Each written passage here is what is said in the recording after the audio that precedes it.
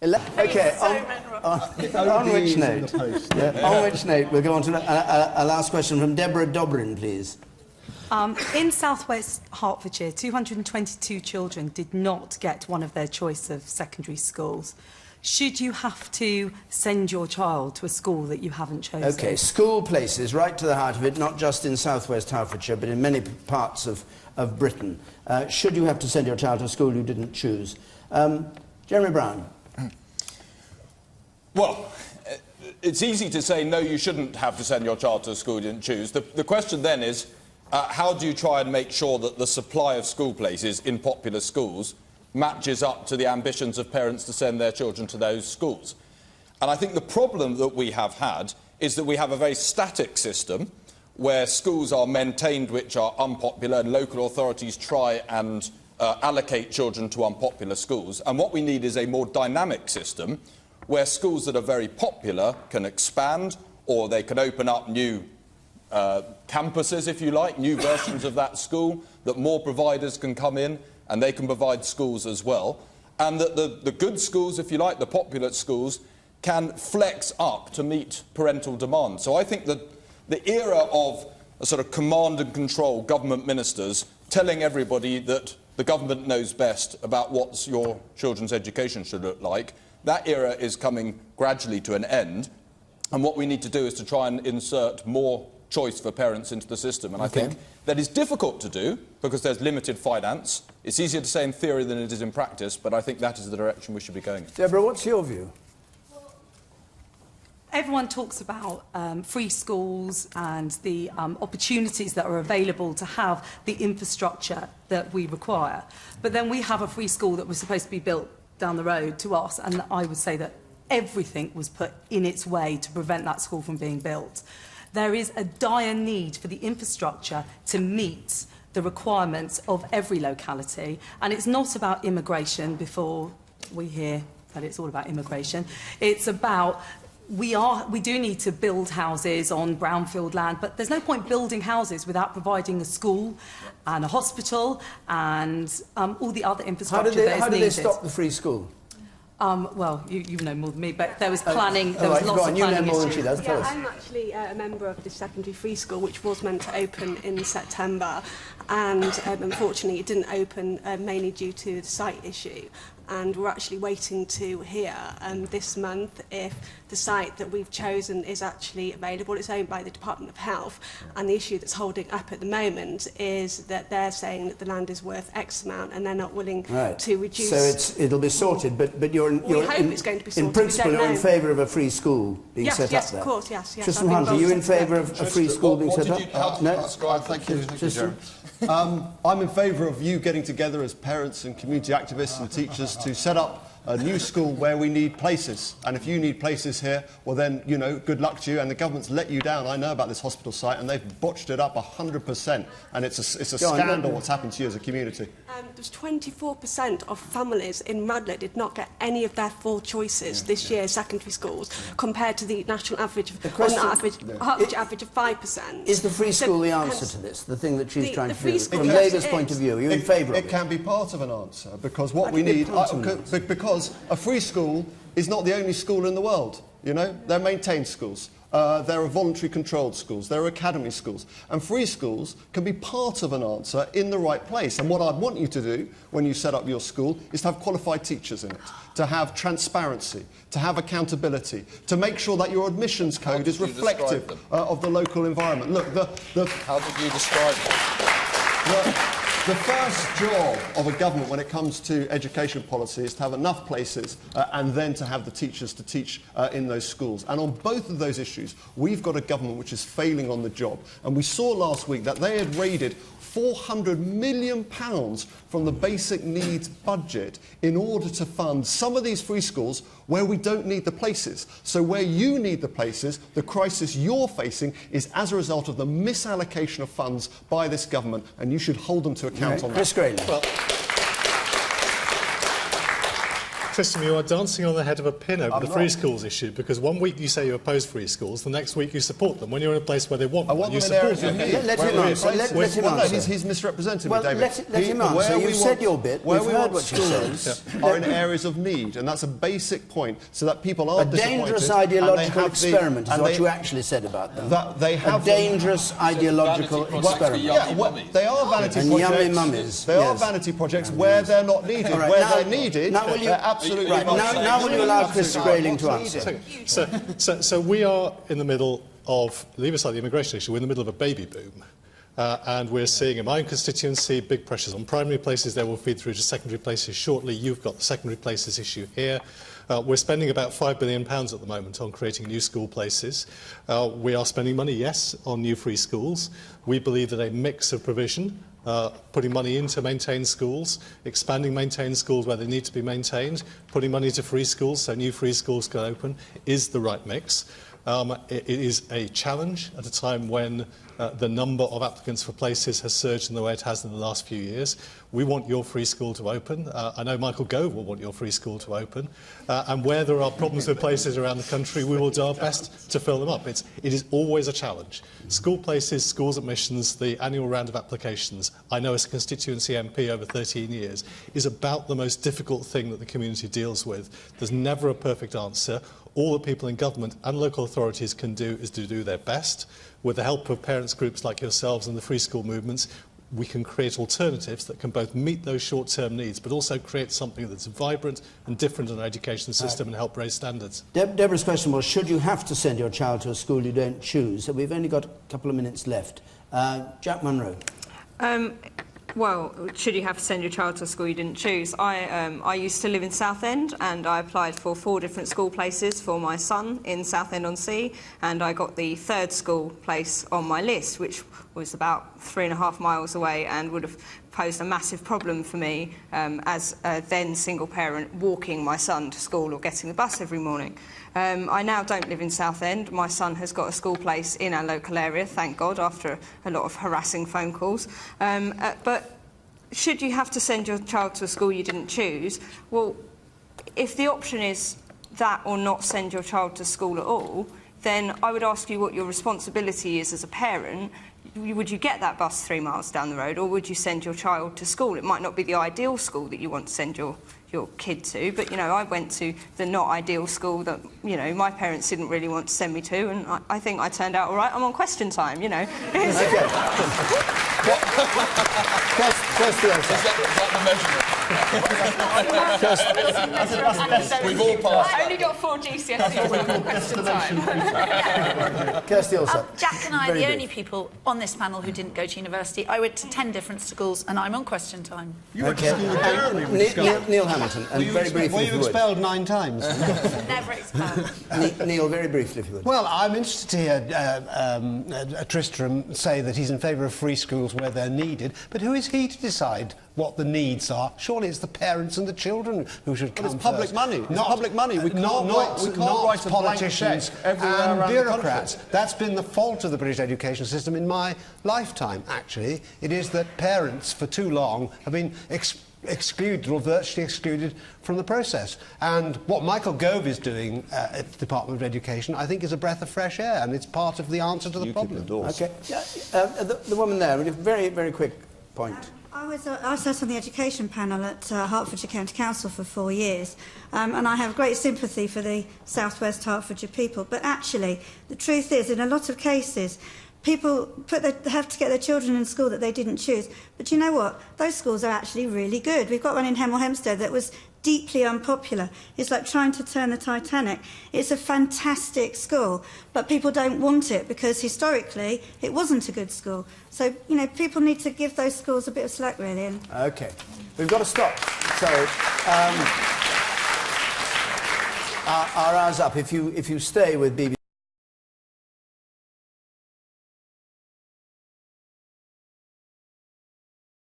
And we will also find out who would homeschool their kids.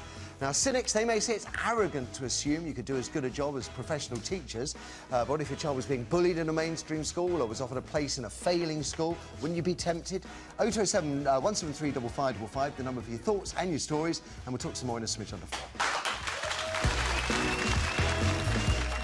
illegal to homeschool kids? In Germany, Greenland or Greece? Find out after this short break.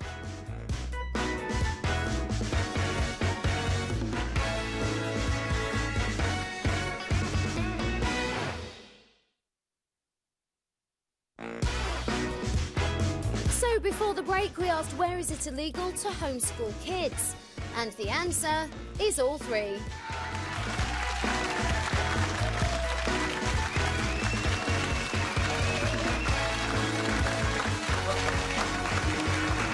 Welcome back to what may be our last show of all time, the way it's going at the moment, let alone for the week, with Alexis Conran, Susie Amy, Michael Wood, Mike Underwood, and I'm pleased to say, Kirsty Duffy. She's well, apparently Twitter's gone mad for it, and there's currently it's hashtag pray for Kirsty. Your prayers have worked. Yeah. So what was it, a bowl blue? I think it was one of the balls, but there was hot glass that just came. So I've got half a carpet melted now, half a melted seat. Dear Lord. But I'm all right. But you're so, okay. Yeah, yeah. Gosh, I'd never heard a noise. I thought someone was trying to shoot me. Not for the first time. Thank you. Right. Gosh, right, lots to get through. A little later, I want to hear from anyone out there who's ever been branded or consider themselves an overachiever. So if you're good at just about everything, give us a call. 0207 173 5555 is the number. Is overachiever a pejorative term for those who are just a bit eager?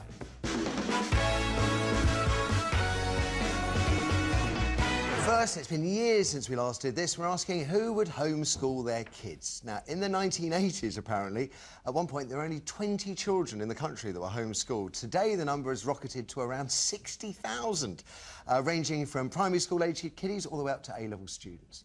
You probably know that parents have a legal right to educate children at home. You don't have to follow the national curriculum or even set a rigid timetable. The only requirement is that you inform the local authority that you're pulling your sprog out of school.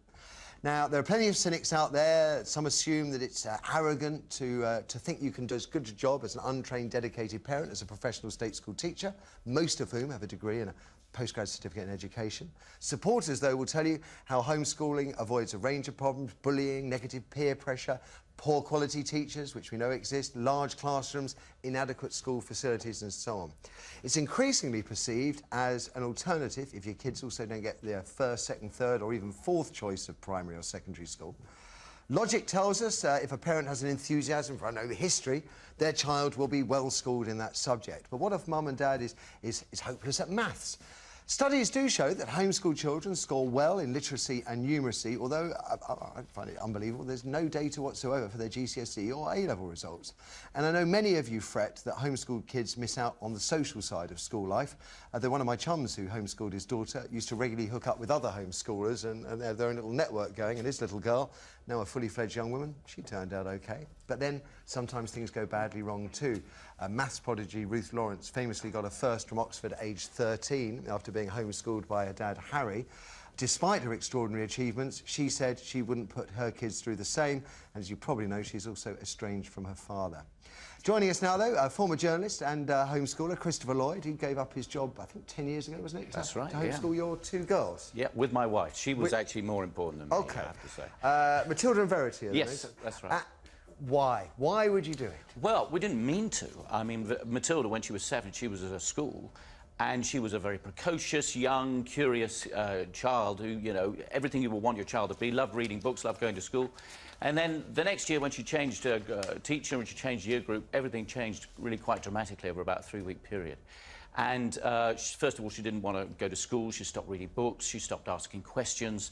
And so we really felt like... In 3 weeks, a total change? Really a huge change. Bullying or something like that? It was, I think, we discovered what the problem was. We went to see the teacher and we realised that the teacher was doing her best efforts, but she was focusing on the kids who weren't doing very well in the tests. And in those days, they did SATs tests when you were 7. And the kids who were doing well in the tests were being ignored. And so all that curiosity and that appetite for learning really was being sort of given just mind-numbingly repetitive things to do. And in a frighteningly short space of time, this manifested itself in a disease of the brain which we call boredom. How old were the two girls at the time? So, So was 7 and 5. And 5, OK. And so we looked round for another school, we talked to the headmistress and all the rest of it, and that obviously this school wasn't going to work because they weren't really listening to what we were saying.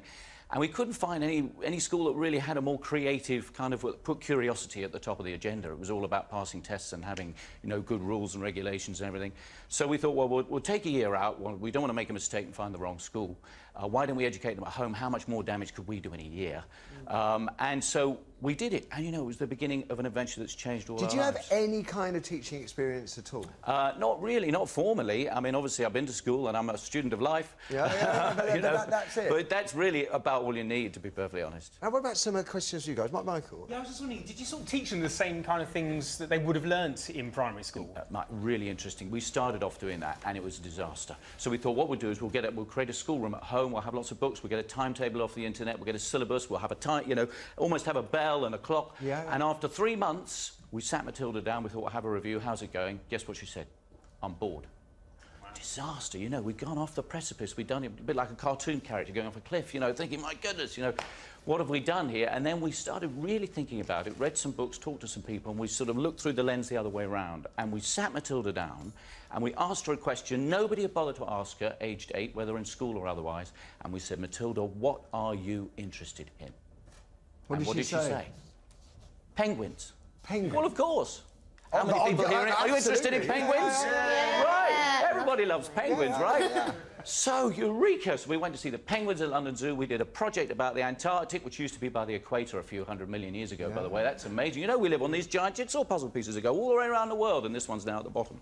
That's fantastic. And then they live in groups. Why do they live in groups? To keep warm. And then one little penguin left one group and went to another one. Why did they do that? No idea. Write a story. Maybe it was bullied. We're doing creative writing now. And then she's interested in ice, because this is where the penguins live. So ice is amazing, because when you heat it up, it turns to water. When you heat that up, it turns to steam. Well, what temperature does that happen? You go to the fridge, you get the ice cubes, you get the kettle out. You know, you are amazing. You can do everything you could wish your child to learn through penguins. Christopher, can I just say, you're so It's very good, isn't it? Could you... Have you got some spare time to teach Michael? You are incredibly charismatic. Even I was drawn in. I was captivated. Are you still homeschooling them now? I mean, Actually, how far did you go? We took it till the age of 11. So to the end of primary. So it was basically end of primary, so 5 or 6 years. And we thought we were educating the kids, and I began to realise that it was a new journey for all of us, and I was learning from the children. And one thing that really was... We bought a camper van and we went around Europe for 6 months, and I jacked in my job, as I explained, for a year. And I realised it's much better, if you can, you have to organise your life to Did you fine yourself for taking them out of school? Well, I said, look, I'll sign a piece of paper and I'll retire at 75. Just can I have 5 years off along the way, you know, while the kids are younger?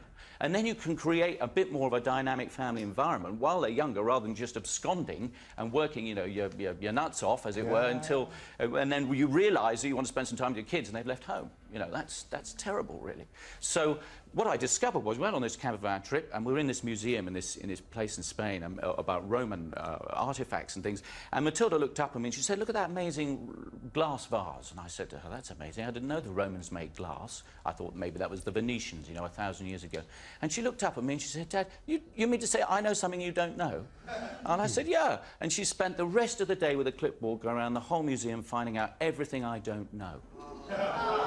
Now, I realised then that if you don't know something and your child finds out, it creates a completely different experience in their brain. It's like dopamine being released, you know. And it's like a treasure hunt. It's not like learning now. Right. And actually, all you have to do is facilitate the curiosity that's inherent in the child's mind, and you're off, and you create this incredible dynamic. It's really difficult to do that in school and in the classroom, where the teacher knows everything and all you can do is get something wrong. OK, now I know Alex wanted to ask about money, didn't you? But I'm amazed. I think you make it sound such a brilliant idea. But the only thing how did you cope financially? Because obviously you have to stop working. Sure. So how did that work? I completely understand, and I was lucky enough that I had some savings, and I thought, I'm going to spend those savings now, and we're going to spend a year doing this now, and I'm going to throw caution to the wind, and I'm going to, I suppose you could call it confidence or too much confidence, but I'm going to try and get a job afterwards. But I haven't had a job since. I've been writing books about this and visiting schools and home ed groups and giving lectures and talks, and you know, it's actually become my life now, and I'm very fortunate. I feel it's the most privileged job in the world. Really. What about the social side, because a lot of people think, you know, the best part about being in school, certainly the best part for me at school, was my friends, who are my friends to this day. Yeah. If you're just with your siblings, you are slightly isolated. Aren't This you, is from the probably mainstream? the biggest myth about home education. It comes up again and again. And first of all, they're not just with their siblings, because you can check them into groups. There's so much going on locally that you miss if you're not listening out for it. You know, there are Other tennis clubs, homeschoolers or... there are definitely networks all over the country. I visit them frequently, but I also visit schools frequently, because the two are both of equal fascination to me. But so they can go and play tennis or dance groups or whatever. They're both girls, so they were into dancing and all that kind of stuff. And there were lots of local things, orchestras, you know, music is a big part of their lives. But the big thing is that they're not with the same aged group in the same classroom, day in, day out. In many ways, the social pressures on a child, you get a couple of dominant personalities in a class of 30 kids, and a child can close up and their social appetite can become very stifled. OK, then what about the transition? So I'm trying to think, the youngest Verity would have had 4 years homeschooling? Matilda had 4, Verity had 6, yeah. So 6 years homeschooling, and then into a state C, comprehensive, or, So how was that transition? Right, well, I have to say that is the trickiest bit. Yeah. And the best advice that I can give is you want to find a small school. Big schools have big problems, in my experience and view. You know, the bigger you make a school, the more steps there are between the empathy of a teacher and an individual child. And so we did, fortunately, find a school that had about 300, 350 pupils, which is very small for a secondary school. And it had the right sort of environment to cope with someone who was used to dealing with people of different age groups rather than just the same age group, you know. So I think if you went from a homeschooling environment into a giant school of 1,500 pupils, you would suffer issues, probably. I'm right thinking Matilda's offered a place in Cambridge for music, is it? Well, yeah, I mean, she's doing her A-levels, you know, today, so she's got to get her grades. Well, good luck, good luck. She's got a place if she can get her grades, which would be fantastic. Which is... I hope this doesn't come across as practical. I'm just thinking about the things people have said about your enthusiasm and ability to communicate. There's a part of me which thinks it's a tragedy that you are restricted to just teaching your own kids, when if you're in a classroom, no, I'm not. I was at a school in Birmingham yesterday, in a place called Smethwick, surrounded by year 8s from every walk of life you could imagine. I was having a ball. We did the complete plays of Shakespeare 3 times. But do you fancy full-time teaching? No, because I don't want to get stuck in one institution and deal with all the politics and all the rubbish like that. I want to get out spend my time with as many different types of kids as possible. Amazing. But not everybody being homeschooled will be as lucky as your daughters were, because you have such a zest it's not for life. actually. I had to say, sincerely, I sort of came in at the sides and did my bit, and I benefited from it. Mrs. Lloyd, who isn't here, she has to take a lot of the credit because she really was the prime educator in the home. But I do think a kind of a together home environment is terribly, terribly important, whether it's school or not. I mean, you know, you think a child's education, you don't think that they're just learning at school and they're just learning at the week times and they're just learning at sort of term times. Learning is happening all the time around you, and your brain is configured to connect things together, you know, and its natural state, it wants to learn, you know. There must be some downsides. I mean, a couple... no, maybe well, not. honestly, I'm trying to think. I mean, making the decision is hard, because everybody thinks, I'll never have enough patience. Yeah. That's what they say. And actually, all the home ed groups that I visit, as well as the schools, I do find that usually, you know, you do have enough patience. It's a bit like sort of jumping off a plane with a parachute for the first time. It's making the leap. And once you've done it once, you realise, yeah, I can do this. There are ups and downs, and there are going to be stresses, but you know what? There are anyway. You mentioned you write books. This is the last question before we take the break. And, we've got one. These have been inspired by your experiences. Yeah, so it's the history of the planet. Hit the world, because I realised that I didn't have an interconnected knowledge myself. And when I was 36, I realised, this is 10 years ago, that's the history of the world on a timeline. It's called a wall book. And I realised I didn't know how old the Earth was. Actually, out of interest, how many people here know the age of the Earth? Put your hand up if you've got an idea. There's one. Bernice, how many hours? 16 million. 16 million years. 16 million or billion? Doesn't matter, because it's both wrong. The piece of rock is 16 billion. 16 billion. OK. I don't believe the Earth actually exists, that we're just imaginations in the being of a cosmic entity. Well, possibly. Fort Kirsty. Fantastic. You're absolutely right. 4.6 billion years. You said that without her lips moving. Number one. Do you make... And one last thing. Did you make your girls call you sir? That's sexist, doubly. We'll take a break, after which we're going to hear from you. If you're homeschooling, give us a tinkle, tell us why. If you've been homeschooled, how was the experience? Has it set you up for life? Or maybe you have a question for Christopher. 0207 173 555 is the number. I know many of you dreading the thought of entertaining your kids during half-term next week. Do you imagine doing it full-time? We'll see you back here in a jiffy. Which of these stars were homeschooled? Louis Theroux, Caitlin Moran, or Taylor Swift? Find out after this short break.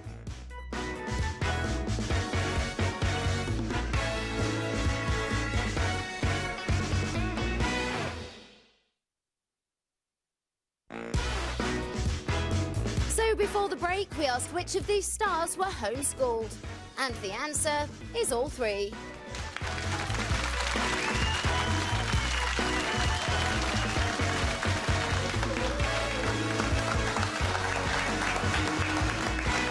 Fairly good alumni for homeschooling, isn't it? Welcome back. It's the last of our extended shows with Alexis Conrad, Susie Amy and the fabulous Michael Underwood.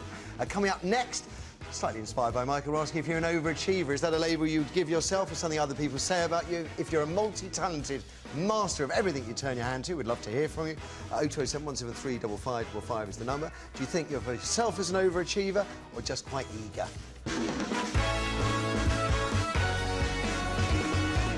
But right now, we're going to find out who would homeschool their kids, something that's rocketing in popularity with some 60,000 children now getting education from mum or dad or both. 0207 173 555, the number again. Is failing to get your sprog into your first, second, third or fourth choice of school reason enough to learn them stuff at home? Is it arrogant to assume you can do a job as good as a professionally trained teacher? Well, before the break, we spoke to Christopher Lloyd, who homeschooled his girls for several years. And a very convincing job he did. I think he's persuaded most of us on the panel. What about people at home, Kirsty? We have Tiffany on line 1. Morning, Tiffany. Hello. Oh, morning. Hello. Hello. You must be from Wales, Tiffany. Yeah. OK. I'm homeschooled, and homeschooling is awesome. How old are you, Tiffany? 11. You're 11. And how many years have you been homeschooled? The first, but I was homeschooled before. OK, OK. And why are you no longer in schools now? Because I had to move. Yeah. And so I go to a homeschooling group. OK. And it's pretty awesome. So that solves kind of the social skills because you get to meet lots of people at homeschooling groups. Yep. And who teaches you at home? Is it your mum or dad or both of them? Mainly my mum, but my dad was too. OK, who's the better teacher, mum or dad? Mum. And are you going to go back to school at some point in the future, Tiffany? I might go to university or college, but not... I'm just thinking of being homeschooled at the moment. OK, OK. And it sounds like you're very happy with that. Thank you very much for the call, Tiffany. Yes, a very eloquent 11-year-old. Yeah. Let's have another one, we please. We have Louise on line 2. Good morning, Louise. Morning. Morning. Are you being homeschooled or...? I was. I'm 33 now, but I was. OK. How many years? Up to what age? I was homeschooled till I was 7, then spent 6 months at school. Yeah. Homeschooled again till I was 13. Yeah. Then another 6 months at school. Homeschooled again, then a year at school. So a total of 2 years at school. OK. And really, there's so many pitfalls. There's stuff that you learn at school that no textbook can ever teach you. Yeah. I had major problems with knowing how to socialise and how to behave, and that I didn't learn till much later in life than what I should have done. I also found it very difficult because I took myself to college to get all my education and won an award through it, thankfully. But I found it really difficult trying to do the basic things that other people were doing, just like how to manage my homework, how to get things in on time, how to be structured, all these things that just come so easily to people because they're used to learning it at school. Whereas for me being homeschooled, it was totally different because there could be a lot of flexibility. OK, can you tell me, Louise, why did you get taken out of school? Why did you keep going back? We moved around a lot, and my mum just basically didn't really want me to be in school for personal reasons to her. OK. And do you think it's... And forgive me, it's a blunt question, but do you think it was homeschooling was the issue or the way you were homeschooled that was the issue? Both, to be honest, because my experience of homeschooling actually wasn't that brilliant because we didn't get taught a lot. But there's also, it taught me how there's so much that you learn in school that a textbook actually can't teach you. Yeah. I became very, very knowledge hungry because I wasn't getting the knowledge that all children thirst for. Yeah. And would stick my nose in the book and would like go and ask questions. I asked too many questions and it drives people mad even now. But, you know, that's how I've always had to learn. I pretty much taught myself how to read and write. OK, I just want to interrupt and bring in Christopher, because what Louise is saying is in line with what a lot of cynical people will say is wrong with homeschooling, is that you've got no standards as such to achieve, and it sounds like Louise wasn't necessarily getting the best education she might have done through her mother. Sure. Well, homeschooling is going to be no different, really, from the chances of coming out of school with a really kind of fantastic education. You know, there are kids in school who drop out. Yes. And there are going to be kids who are in the home education environment who do no better. Is there room, should there be room for some kind of regulation? Should there be some kind of curriculum imposed on homeschoolers? I think actually there's a huge benefit to Britain as a country for having the opportunity for kids to learn out of the box. You know, I go to a lot of different countries like Japan and places like that where I do a lot of work in schools and so on, and it's so regimented over there that the creative thinking, the ability to think out of the box, that we actually have been very good at over hundreds of years. You know, whether it's science or technology or the arts or poetry or plays or creativity and music, a lot of that comes from not following one prescribed route of learning. And we need in this country to have people who are, you know, ready to think out of the box and be curious, as well as people who just follow. At the same time, though, you can see that in Louise's case, if there was some kind of framework or structure that allowed flexibility, but also maintained, you would have to do, I don't know, so let's say you'd have to do 4 hours minimum education a day, some kind of standard to ensure some kind of inspection. I mean, I dread to say. Yeah, I think one should be careful, but I think that local authorities in some areas of the country are becoming very much better and more positive towards home educators. And they have special home education officers who who will volunteer to come to your homes to give you resources, to give you advice. This is great. Some authorities are still very kind of, you know, suspicious of the whole thing, but the more openness and dialogue, then the more constructive kind of help can be given, and that's very positive. OK. Louise, fascinating call.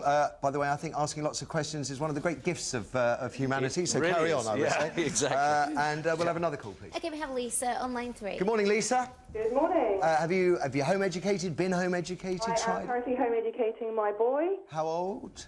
5 years old. OK, why? Why? I don't think he is developmentally ready to go to school until after 7 years old. OK, that's in line with a lot of Scandinavian countries. For paying that much amount of attention to teachers. So how long do you expect to school him for? Minimum 7 years old, and after then it's his choice. See, I find that a really interesting view, because I'm quite aware of, I think it's Finland, isn't it? I don't think you start any kind of formal education until I think it's even 8. I think it's and their children come out amongst the happiest in the world. Any concerns, any worries? Socialising? No, socialising. I tell you, if someone mentions it again, I will hit them over the head with my diary. I cannot find time just to spend at home. We are so busy. We go out, we go on trips. We have amazing support as home educators. We have a national website, Educational Freedom, which points you in the right direction. OK. We have local groups. We meet 2-3 times a week up with the local groups. OK, listen, I've got to drop in. I mean, I get the message. Socialising is not an issue. I have to say, from being very, very cynical about homeschooling, and particularly after the last time we did it, that I've had something of a volte-face. Yeah, it's very persuasive, and I think in no small part to you, Christopher. Thank you very much for giving up the time. I've been really fascinating talking to you, sir. Thank you. No! No. And best of luck with the book. I showed you the big one, and then we've got this one here as What on Earth. There's the Wall book as well. Fascinating reads. They're fabulous, actually. After the ads, we're going to hear from anyone who thinks of themselves as an overachiever or has been branded that by others. Do people resent the fact that you're really, really good at everything you turn your hand to? 0207 173 5555. That's the number for your thoughts, your experiences. Does Britain have a downer on overachievers? That's what we're going to find out next. Overachievers are at risk of what? Depression, isolation, or low self-esteem? Find out after this short break.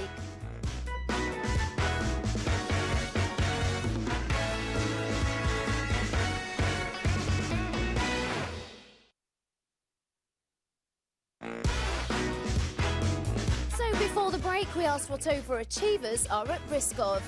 And the answer is all three.